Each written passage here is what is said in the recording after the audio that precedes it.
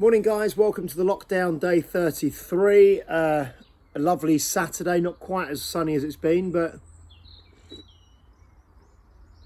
that's good. That's good for filming this morning for kettlebells and spinning. Won't have so much sun in my eyes, that's a good thing.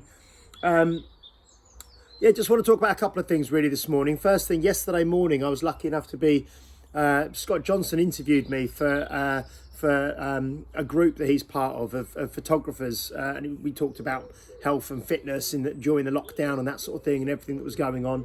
So just wanted to say thank you to Scott. I had a really good sort of half-hour chat with him, just really informal, just back and forth. And one of the things we were talking about was inspiration and motivation. And I wrote a blog probably, it's at least 10 years ago now. It's on the blog. It's one of the first ones I wrote, I think, called Inspiration versus Motivation and the Difference Between the Two. And I kind of, and we were talking about things that inspire you, you know, and I said that when I was younger, before I used to go to boxing and stuff like that, I used to watch, put Rocky IV on. There's like a montage scene in that's really kind of helps fire you up. And he kind of shared that he used to do karate when he was younger as well. And he used to watch Karate Kid on like a Saturday or a Sunday morning before going training, and it used to fire him up. And we sort of were talking about inspirational things. And then last night I sat down and watched a documentary on, or the first part of a 10-part, I think, documentary on Netflix called The Last Dance, which I posted on Facebook. I think I posted it in the group as well. I'd really, really recommend if you get a chance to watch it. It's about the Chicago Bulls and kind of Michael Jordan predominantly, but Scottie Pippen and Dennis Rodman and the whole team and the whole organisation and the whole setup. I think it was the 97-98 season. And they'd won 5 NBA titles, and they were kind of going to go for the 6th as the last dance of the whole team together. And it's really, really good, guys. Really, if you get a chance to watch it, it's inspiring on so many levels. It really taps into a lot of the stuff that those of you who are on the call, on the session with Claire, the Resilience Training Session 1 on Thursday, was talking about.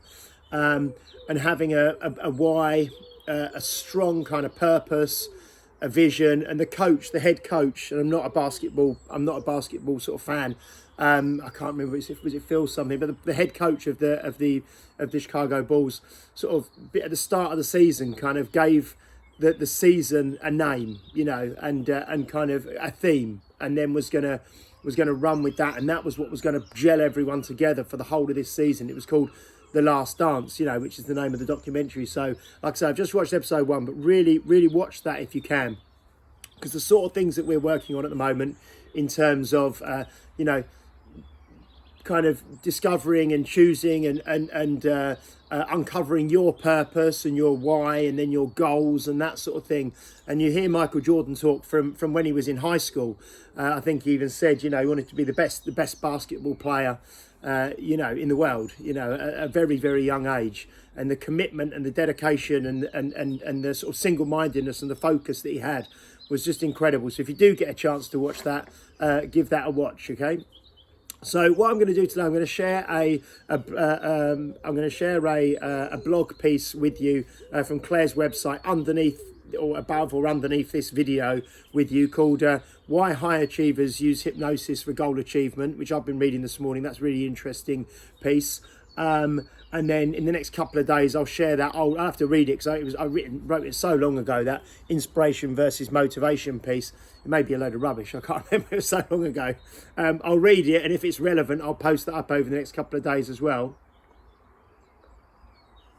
And the other thing that I watched yesterday was Afterlife, again on Netflix. So if you've got Netflix, it's great. But the Ricky Gervais series, Afterlife, season 2.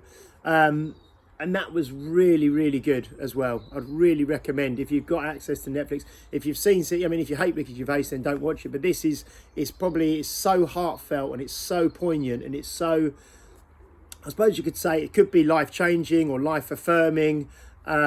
Just a real emotional but funny, you know, series. So if you get a chance to watch that as well, then I'd do that.